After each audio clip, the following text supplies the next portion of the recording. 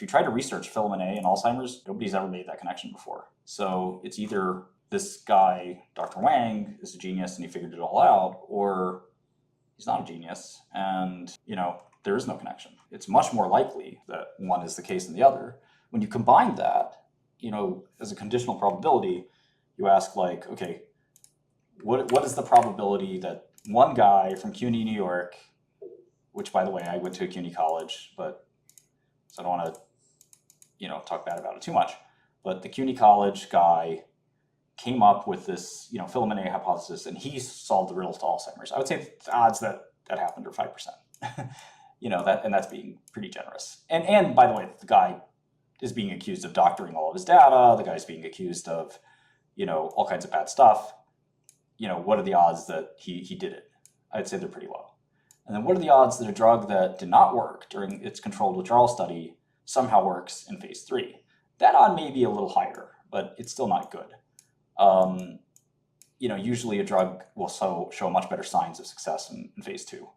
So if you multiply these two, you're looking at a very, very low probability, like 1.5%. All right, I was just going to say, why would they get to phase 3 if phase 2 was definitely a failure? Nobody approves whether or not you do a phase 3 study. You can do one tomorrow if you wanted to. So it's the company's decision whether to continue funding a phase 3 if phase 2 doesn't do well. That's right. Yeah.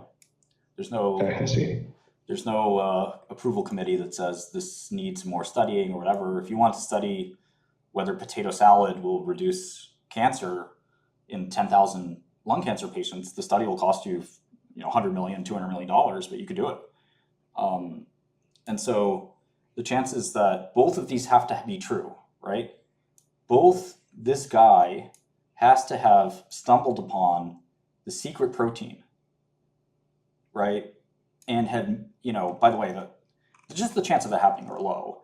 And then also, quite frankly, I'd add another condition that the company designed the drug the right way. Just, often not that high. Just because you identify a link between a protein and a disease, which they completely did not do, but giving them some benefit of the doubt, it doesn't mean that the first drug you design works. That didn't happen with amyloid beta, didn't happen with many diseases. So I'm being charitable here that, they may not have actually designed the right drug. Even if they did design the right drug, not all trials are designed the right way. For example, some Alzheimer's drugs probably wouldn't have worked at 52 weeks, but would work at 104 or even 200 weeks because it's a long disease process. And there's a lot of questions about why would you do a 26-week study in Alzheimer's? It doesn't make a lot of sense. Why not 2 years? Well, drug companies want answers sooner than later. So the chances that the trial is designed correctly, the phase 3 trials are designed correctly in the first place are probably low. So will the trial see the effect? And then, finally, like I said, what are the odds that this drug, with the results we saw, which are very bad in my opinion, the controlled withdrawal results are bad, that this drug will work? And now you're talking about a really, really, really unlikely scenario because all 4 of these have to happen. You have to, if you're bullish on this, right, you have to believe that this guy who got arrested by the FBI, and again, I've been arrested myself, but I was a hedge fund manager. This is a hazardous occupation. The FBI loves to arrest hedge fund managers. They do it all the time. They do not arrest scientists all the time. I'm somebody that doesn't trust the criminal justice system. It's not every day a bench scientist gets arrested. But you have to believe that this is the guy who's totally undistinguished work otherwise just stumbles upon filament A as the key to Alzheimer's. So you have to believe that. The next thing you have to believe is that the company made the right drug. That not only did this guy find filament A's involvement is important, but that binding filament A at that exact site with this exact drug is the right idea. And there's a lot of considerations there. There's PK, which this drug has a pretty poor half-life. There's the binding site. There's the actual downstream action. Like, why are you binding filament A? What are you trying to get it to stop doing? Et cetera, et cetera. And there's a chance that you have to believe that they got that right. You have to believe that this phase 3 was designed correctly. We don't know if this, let's say, if the drug worked, if you take it for granted. You just don't know if it actually will be seen in this phase 3, not because the drug didn't work, but because the trial design might have been incorrect in some way. We just don't know. There could have been too many mild patients, or there could have been too few, or there could have been a study that was too short. It's just too difficult to know. That's the problem with all phase 3s. Many companies have to redo phase 3s, even though they saw success. A famous example is the lupus drug, 𝗏𝗡𝗏𝗏, or is it Benlysta? I think it is Benlysta. Benlysta famously is maybe one of the only examples of phase 3 that failed. They took the subgroup and redid it, and it succeeded. And it was a very, very tough thing to do. So just because you do a clinical trial, even if you have all the other steps right, doesn't mean it works. So you have to believe that. And finally, for success, you have to believe that the controlled withdrawal failure, the lack of separation in drug and placebo, which is usually not a good thing, is just a figment that you can sweep away because there was some weird laggard effect. But again, in this study, it's very hard to do that because you still saw the patients on drug decline. They still went from this point to this point. They declined. And they are declining at the exact rate that you'd expect them to decline. And then on placebo, they also declined. They declined a little faster. But I don't think that this separation was not significant in p-value. And it was a very small effect size. So you have to believe all of that doesn't mean anything. And somehow you can still succeed. So between all of this, I think it's none of these each of these 4 points are required for success. And in my opinion, none of them, maybe only this one, I would say that the 52-week study will probably show you whether a drug works or not, but the jury's still out on whether that's too short for Alzheimer's because it's such a damn long disease. It takes like 40 years for this disease to go anywhere. Sometimes 20, 30, 40 years from amyloid deposition onset to actual symptoms. People with the familial Alzheimer's, they start getting their disease in their 40s. So like they have had amyloid accumulating their whole life, but they only finally start to get dementia in their 40s. So there's no reason that a 52-week study has to be it, right? It could magically start working at 2 years or 3 years, and we won't know because we won't do the clinical trial that long. So this is the only one where I could kind of say, okay, it might work because, usually a year is long enough, but even that I'm not sure. But these other 3, there's just no way. And especially, I think this one's the most important. That without a solid scientific foundation, there really is no reason to believe that a miracle will be seen. Again, it's just like the sort of the poker card thing where it's like, you feel like, there's 4 cards, and you've got your sort of 2 and a 7, and there's a king, there's an ace, maybe there's a 2 and another, queen.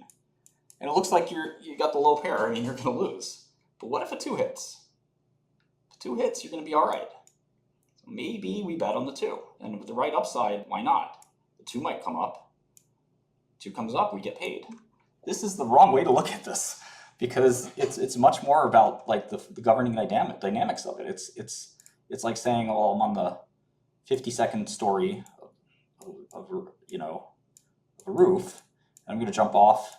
And there's a binary event. I either die or I live.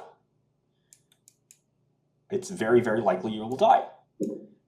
In fact, if you study the machinations and the mechanics of like, okay, what's going to happen? Well, this is how many pounds the guy weighs. This is how soft the concrete is or how hard it is. These are the laws of physics that govern, is it 9 meters a second squared? In terms of a falling body, there's terminal velocity, all this stuff. And you do your calculations and you say, it's well known people can die from just 6 stories, let alone 52. So he's definitely going to die. And you would sit there and say, well, there's some chance he lives, right? It's not 100%, but it is 100% because if you know the basics of the stuff, it sort of leads to you to believe that, this guy did not invent or discover the secret to Alzheimer's. They did not make the perfect drug in the perfect trial. And you can't ignore the evidence where they did a trial and it didn't work. So that's kind of like the way I look at it, that it's really hard to overcome all of those things at once. That's why, again, I don't like making bad investments. Nobody does. I don't like putting my reputation on the line and make a bad investment. Like I've done this so many times with so many companies. Like 𝗥𝗍𝗄𝗏 is an example. So just phase threes, like companies I've dismantled over time. These are all companies I shorted to zero that all had like similar flaws. And I've had a lot of successes, like companies that ended up getting acquired by major drug companies and stuff like that. You know, including the company I took public that's still worth a lot more than, well, it's probably got a similar market cap to Remy right now. I don't know how he's got this market cap, but it's $1 billion drug company that I created myself with my own 2 hands. I founded the company and took it public, and in 3 years it was worth $1 billion. But you know, the amount of shorts that I've done over time that have been successful is I think pretty good. One of the biggest, there was this huge community of investors in this really small one, and I'm trying to figure out what their name was because I almost can't remember it right now.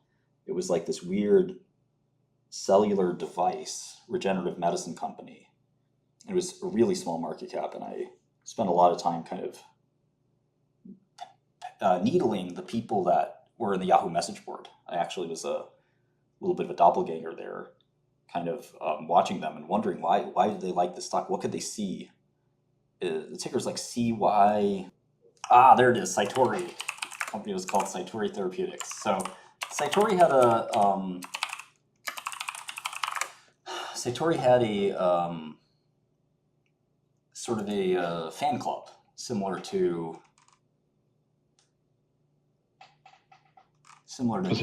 Cassava, yeah, a little bit.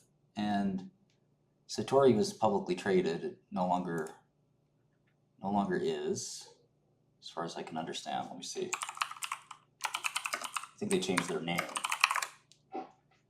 They're now Plus Therapeutics, 10 million market cap. And people were all saying the same thing. Oh, well, you know, you must be paid by shorts. I'm like, I get paid when the stock was down. That's how I get paid.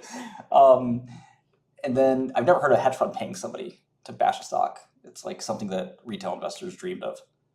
I even bashed my friend Vivek's company, 𝗥𝗍𝗄𝗏. Thank you for mentioning that. I did do an entire... Vivek talked shit about me, and he also didn't. Like, he had to like walk a fine line there. But yeah, I almost have too many of these to count. There was Prana. Made a few million off Prana. These are all shorts that, like, of course the longs are upset. Their stock went down 95%. You know, so, but a lot of these I like Vital, I talked about ahead of time. 𝗥𝗍𝗄𝗏, there's a whole video. Here I wrote a paper. Here I wrote a paper. Here I wrote a paper. Let me see what else. Martin, why would someone as smart as Vivek not, you know, he was on Jim Cramer's show for 𝗥𝗍𝗄𝗏, and that drug failed. Do you think part of it could just be the risk reward? Like, there's just so much upside that even if there's faulty scientific data, people are willing to take that risk because they're playing with other people's money. Yeah, we were going to license this drug first, actually, and GSK went back and forth with us. I still, you know, I know the guy from GSK that made the decision, and he called us because they were, 𝗥𝗍𝗄𝗏 and Vivek were kind of waffling. We already passed on it, but we kind of didn't pass like with a complete pass. We were just like, we'll do some more work. We didn't want to close the door completely. And then Vivek came in, and they were in negotiations with Vivek, and then they came to us and said, if you put 5 million on the table, we'll do a deal. And they ended up doing the deal with Vivek for 5 million. I'm trying to find the 𝗥𝗍𝗄𝗏 drug in my list. I guess it's not here.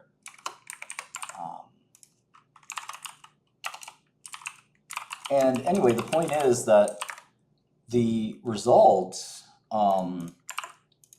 for Vivek's drug were not, the phase 2, were not that bad. Here we go. It was 𝗥𝗍𝗄𝗏, iteperidine, 5-HT6 antagonist. And the phase 2s, or the phase 3s, prior to the new phase 3, it wasn't that bad. So there were some, we almost believed it. We almost were willing to pay $5 million and then go raise more money and then see if the drug ended up working. So here's one of those phase 3s. Oh no, this is the phase 3 they did. Actually, the 𝗏𝗏𝗃 separation was similar to that of 𝗕𝗏𝗡. So that's not a good thing. The phase 3 was like 0.5 point 𝗏𝗏𝗃. And that's so not meaningful clinically. Like if you look at the actual test, like a point, like if 5 objects versus 6, like is that going to make a meaningful difference in your life? Exactly. And I know you're a physician, so that makes perfect sense. And here's an example of no decline in 𝗏𝗏𝗃 in 24 weeks. So the decline on drug here was less than 0.5 point. Basically 0. And I don't know if they did an open label extension study, but this was in a placebo-controlled study. This is like, you can't fake it. You can't stack it with mild patients. You can't stack it with people who don't have any disease. These are like head-to-head. And they both drug and placebo were like 0.5 point decline in 6 weeks. 24 weeks. Is there a standard time in between tests for doing 𝗏𝗏𝗃? Like I'm wondering if people did it more frequently, obviously people might get good at it just because of the practice. Is there a standard time in between each test that they have to do for 𝗏𝗏𝗃? Do you know? It's a pretty vigorous test. Like there's a bunch of it. Like so, basically the question is like, is there what's called a learning effect? So if you take the I've taken the test before online actually, just because I was curious. If you take the same IQ test over and over again, you will start to get better scores because you'll remember what happened. But I think that I'm just looking at this data a little bit. I don't think that is the case. It's a really, really smart question. But I don't think there's a huge learning effect because if I recall correctly, there are some parts of it that are like sort of random in a way. There was one where they had like, I think the very first question or something where they gave you like 30 or 20 different words and then later on they ask you to recall them, not telling you that you need to remember it. So I'm thinking like, if you already knew that beforehand and if they repeated that question, you'd obviously pay more attention to the first 20 words, right? Yeah, I mean, you also know you're getting your cognition tested, right? So it's not like it's I don't know that you would see that effect over time and it wouldn't matter to placebo, if that makes sense. So here's the phase 2 for 𝗏𝗏𝗃. And at week 24, there was a 1 point difference in 𝗏𝗏𝗃, 1.3 points, which this is what attracted us. And this is an example of, okay, what we're talking about here, which is, okay, the p-value didn't meet statistical significance, but it was a point, 1.3 points difference is something. It may not be the be-all end-all, but there's only 371 patients were dosed. Maybe we can make a drug out of this. If that holds up, that 1.3 points, all I needed to do is run a 700 patient study or 1,000 person study. And I repeat that 1.3 points and I'm home free. But the problem is what we learned from 𝗏𝗏𝗃 is translating from phase 2 to phase 3 is very hard. So 𝗏𝗏𝗃 phase 2 to phase 3 went from 4 point separation to 0.1. And then this drug, which changed its name a few times, but at this time it was called SB742457. Phase 2 to phase 3, here, it went from 1.3 versus placebo, right, to, did I just close it? Mindset. Was this a withdrawal study or were the patients on placebo never taking the drug? Yeah, there's straight study. I think you're putting way too much stock into the withdrawal study is gonna make a difference. You have to operate under the assumption that these drugs just don't work. There's no miracle here. It's so unlikely it's like preposterous. Like, look at all these other well-designed drugs. There's no real. Okay, so here the ADAS-Cog was 0.4. So you actually, so take a look at this. Think about. I think this is really important to think about. So for Simifalam, the difference we talked about was 0.9, right? It was actually like there was a palpable difference. There was like here. Yeah, in my mind, hypothetically, like if the drug was working, there should be some after effects that would get benefit from, right? So Simifalam patients went down 0.9 and placebo went down 1.5. And you might look at that and say, okay, well, wait a second. That's better. It's not a huge amount, but it's better. And I understand it says not significant, right? Right. But maybe if we did the study again and we did more patients, we would get the same 0.6 difference. And that, hey, I would take any amount of points in Alzheimer's. Give me half a point, you give me 1 point. I need it all, right? Like if it was my parents or someone like that, or me, I certainly would never want any, to turn away any points. But what happened with this, because the p-value is not significant, when a p-value is not statistically significant, basically it just means that there's a lot of noise, that their standard error is so large that they're telling you, the statistics are telling you that you cannot interpret this result and assume it'll replicate. And the p-value here is 0.135. And when they did another bigger study, the effect size dropped. It dropped from 1.3 to 0.4. And the true effect, if they did like a 1 million patient study, is probably 0. So, what's going to happen with Simifalam? Could the true effect actually go up? Usually phase 2 to phase 3, the effect goes down. And there's nowhere to go for Simifalam. Like, if it gets worse, like it has to get better. And the only possibility you can interpret it that the phase 3 is already not a fait accompli is your theory that the controlled withdrawal study somehow masks the, true nature of the drug, and that there was some actual disease modifying situation where because the drug made them permanently better or something like that, that this difference was smaller than it normally should have been. But I would argue that this difference is already so small it shouldn't count for anything. There should be some difference. There shouldn't be a, just when you withdraw a drug, it literally stops working, right? This isn't a drug, for example, in infectious disease. When you clear the infection, you can withdraw the drug, and it's okay. In some other diseases, the same is true. But in most diseases, like when I stop taking my, asthma medication, or if I stop taking my allergy medication, I get symptoms right away, like immediately again, because that's the nature of how drugs work. Like the molecule is left your body, and the half-life of this drug is exquisitely short. It's why it needs to be given twice a day. Probably should be even given 3 times a day. But there's a reason that, the drug will have left. And if the drug has left your body, it can't do what it's supposed to be doing. It really doesn't make too much sense.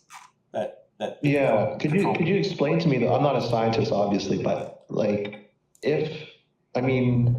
symptomatically, if something was curing something symptomatically, I agree with you. But if it was truly disease modifying, shouldn't there be a long-term effect?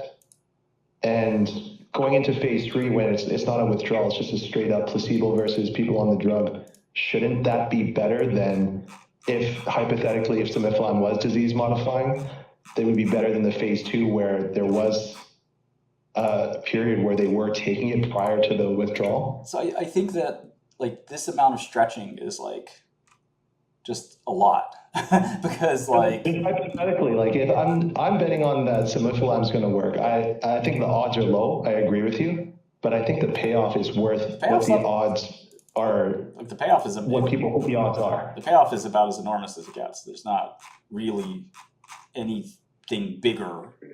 There's no bigger fish in the pharmaceutical industry to fry, and that's partially why Vivek did that trade as well as us. We thought I would boost our market cap quite a lot, and that by doing that we could raise money and do all this stuff. And that's basically what Vivek did, but he didn't. It didn't sort of pay off for him in the long run. It wasn't too useful. But yeah, I'm looking for a good withdrawal study that shows what you're talking about, and it just doesn't happen. Like I very rarely. There hasn't been any diseases in the past where taking a drug kind of gives you longer term effects after getting off the drug. That has never happened before. I'm trying to think. The New York Times said that I was an encyclopedia for medicine, and I think that's true. I know a lot about medicine, and I'm trying to rack my brain for a good study that showed this. And the one that comes to mind is this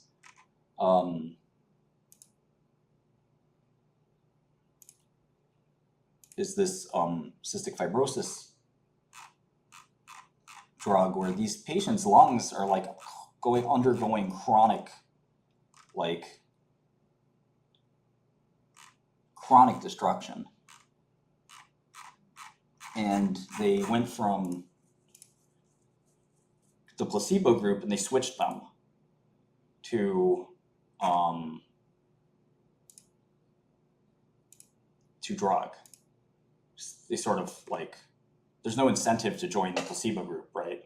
Unless you will inevitably get the drug at some point. Here's an example as well. I mean, that is the risk in crossover studies, like in general. It's sort of reaching, because like that's the only way this thesis could hold up. There's no science kind of behind the basic science. There's no science. The clinical trial, again, look at these numbers. Like even with 4-point difference, that drug didn't make it. So to me, let me see if I can find. And so and I'm just basically like a lot of the stuff I just know off the top of my head. But once I put it down all in writing, like a comprehensive paper that will be, I think, could not be more convincing. But hopefully, we'll just have to see then if it's convincing to everybody or not. But I think there are people who just refuse to change their mind. Like there's a Bayesian kind of dynamic where it's like, no, I've made my bet. I'm not going to get shaken out of my bet, because what if I really would not sit well if some guy we don't know shook me out of my bet, and then it worked and I missed out on the 1000x. I would kill that guy. So like most people are not going to be influenced by me, which is fine. But I think that I like watching people try to learn this space, and my Axovan video, I would ask you, like, the problem with Axovan is we know it failed, but like, imagine you can look at the Axovan data, this phase 2, and ask yourself if you would have thought the phase 3 would get worse from the phase 2. It's easy to say now after the fact, but my job and Vivek's job at the time as competitors was to see GlaxoSmithKline, major London drug company, one of the biggest in the world. They made the most famous asthma medicine ever called Advair. They also make the shingles vaccine, Shingrix. They spent maybe $100 million on this drug. They wanted to sell it. They wanted to get rid of it. And they were looking for somebody to buy it. I would call a sucker, but you know, I'm not a sucker. Vivek's not a sucker. We started analyzing it and we put in our bids. We both were willing to pay around $5 million. And if you look at all this data, what would you have bet that the outcome of the phase 3 was? So this is a lot like Simifalam, where like you get to test your skills, right? Of like, what would I have been right? And in this case, I was willing to license the drug for the right amount, but I made a video before the results were revealed